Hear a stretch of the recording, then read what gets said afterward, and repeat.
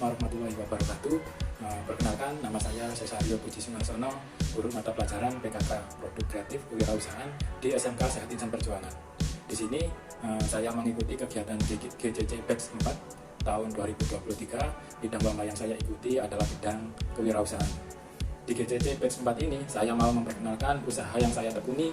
Selain mengajar, yaitu saya membuka toko sembako. Toko sembako tersebut saya beri nama Toko Sembako RR dengan inisial nama saya dan istri saya, yaitu Rio dan Rodia, di mana kami yang menjalankan usaha toko sembako tersebut. Toko sembako ini adalah usaha selain menjadi seorang pengajar, sebagai aplikasi saya sebagai pengajar kewirausahaan. Toko sembako ini saya jalankan dari pertengahan tahun 2021 dan sampai sekarang sudah di tahun ketiga. Dan alhamdulillah berjalan dengan lancar sesuai harapan kami dan terutama harapan saya. Bahkan di tahun pertama sudah mendapatkan penghasilan yang bisa dikatakan dengan penghasilan yang lumayan banyak, di mana saya bisa mengembalikan modal awal saya di tahun pertama. Jenis usaha yang saya jalankan adalah toko sembako yang menyediakan kebutuhan pokok masyarakat sekitar. Saya juga memiliki visi dan misi untuk toko sembako RR, yaitu visinya adalah menjadi usaha yang berkembang. Artinya usaha ini diharapkan terus berkembang, bisa memperbesar menjadi toko grosir, kemudian berkembang mendirikan cabang di berbagai tempat. Itu tadi untuk visinya. Sedangkan misinya yang pertama yaitu memberikan pelayanan yang ramah kepada konsumen. Yang kedua, memberikan kepuasan kepada konsumen. Dan yang terakhir yaitu menyediakan kebutuhan pokok konsumen. Oke, selanjutnya di sini saya akan mengidentifikasi adanya peluang dan ancaman dari pengaruh luar. Itu adalah hal yang sangat penting yang harus saya lakukan untuk membantu saya dalam mengembangkan strategi yang lebih baik. Beberapa peluang dan ancaman dari luar yang relevan terjadi di toko sembako yang saya jalankan ada 4 kategori. Yang pertama, peningkatan permintaan, artinya adanya kesadaran dari konsumen akan pentingnya persiapan dan kebutuhan dasar untuk memenuhi kebutuhan sehari-hari mereka. Kemudian ancaman usaha yang ada yang dapat saya identifikasi ada 3 kategori.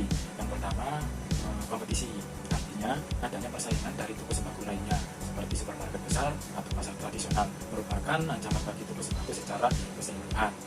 Selanjutnya, selain ancaman dan peluang, yang perlu saya identifikasi adalah kekuatan dan kelemahan yang dimiliki oleh toko sembako RR.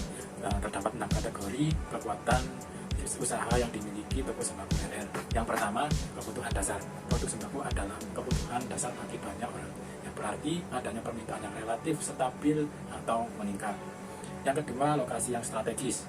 Ini adalah kekuatan tersendiri bagi toko sembako RR, di mana terletak sangat strategis yang terletak di pertengahan kompleks. Ini dapat menjadi keuntungan besar dan menjangkau semua warga sekitar.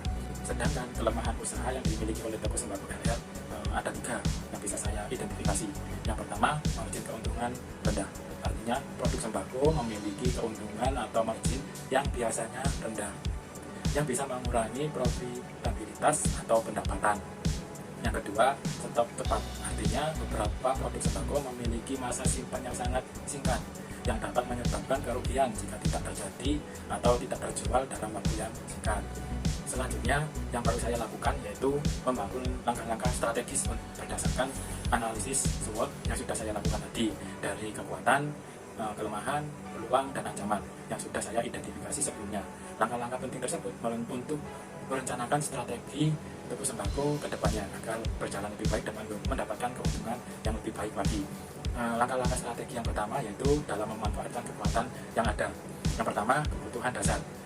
Di sini saya berusaha menyediakan semua jenis dan merek kebutuhan pokok konsumen. Yang kedua, lokasi strategis. Dengan toko sembako RR memiliki tempat atau lokasi yang strategis di pertengahan komplek, dapat menjangkau semua konsumen di sekitar komplek dengan cara memberikan pelayanan yang baik atau memberitahu kepada orang lain yang biasanya disebut dengan kebutuhan. Selanjutnya, langkah strategis yang kedua untuk mengatasi kelemahan usaha. Yang pertama, margin keuntungan yang rendah. Dengan adanya margin keuntungan yang rendah, kami mempertimbangkan untuk menambahkan jenis produk atau layanan lain yang memiliki margin yang lebih tinggi, seperti menyediakan jasa pengiriman. Yang kedua, pergantian stok cepat. Kelemahan tersebut cara mengatasi kelemahan tersebut yaitu dengan cara mengurangi stok produk yang memiliki waktu simpan yang lebih singkat untuk menghindari produk rusak atau expired. Langkah strategis yang ketiga dalam memanfaatkan peluang usaha. Yang pertama, peluang peningkatan permintaan. Dengan adanya peluang permintaan yang baik, saya menginformasikan ketersediaan produk sembako kepada konsumen akan kebutuhan pokoknya. Yang kedua, peluang inovasi produk. Artinya menambah produk baru atau inovasi dalam kategori sembako seperti produk kebutuhan kue, obat-obatan, susu bayi yang dapat menarik konsumen lebih banyak lagi. Langkah strategi yang keempat dalam menghadapi ancaman usaha yang telah saya identifikasi sebelumnya. Yang pertama, adanya fluktuasi harga bahan baku, di mana yang perlu saya lakukan yaitu terus memantau perubahan regulasi terkait harga atau peraturan produk sembako yang siap beradaptasi dengan cepat. Selanjutnya yang kedua, perubahan alam, di mana menjaga stok ketersediaan dan penambahan pemasok untuk menjaga ketersediaan produk bila mana terjadi kekosongan dan kelangkaan produk sembako.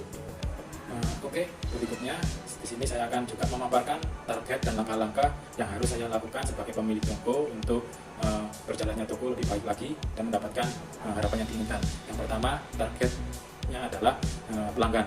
Untuk mendapatkan pelanggan yang loyal perlu dilakukan analisis pasar untuk memahami tren dan kebutuhan dalam permintaan produk sembako di wilayah sekitar. Yang kedua, targetnya adalah produk itu sendiri. Agar toko sembako tidak ditinggalkan oleh konsumen, maka perlu menambah dan melengkapi jenis-jenis produk yang ada. Dan yang ketiga, target yang ditentukan yaitu adalah keuntungan yang stabil. Kalau bisa, keuntungan yang lebih naik daripada keuntungan yang menurun untuk setiap harinya. Langkah yang dilakukan yaitu memberikan harga yang lebih murah dengan perbandingan jumlah produk yang dijual lebih banyak. Selanjutnya, saya juga perlu memaparkan tata kelola toko sembako RR. Tata kelola toko sembako yang baik adalah kunci untuk menjalankan bisnis yang sukses dan berkelanjutan. Berikut adalah beberapa prinsip tata kelola yang saya lakukan dalam mengelola toko sembako dengan efisien dan efektif. Yang pertama, manajemen stok yang efisien. Memonitor persediaan secara teratur yang dilakukan hampir setiap hari untuk memastikan stok yang cukup untuk memenuhi permintaan konsumen. Untuk pembelanjaan persediaan toko saya, di sini saya melakukan 1 minggu 1 kali untuk 3 tempat. Tata kelola yang kedua yaitu pengelolaan keuangan yang cermat. Membuat anggaran untuk mengontrol pengeluaran dan mencatat semua transaksi dengan akurat dan memeriksa keuangan setiap hari. Di sini kita bisa melihat pengeluarannya berapa, pendapatannya berapa, dan keuntungan setiap harinya juga kelihatan di keuangan yang cermat.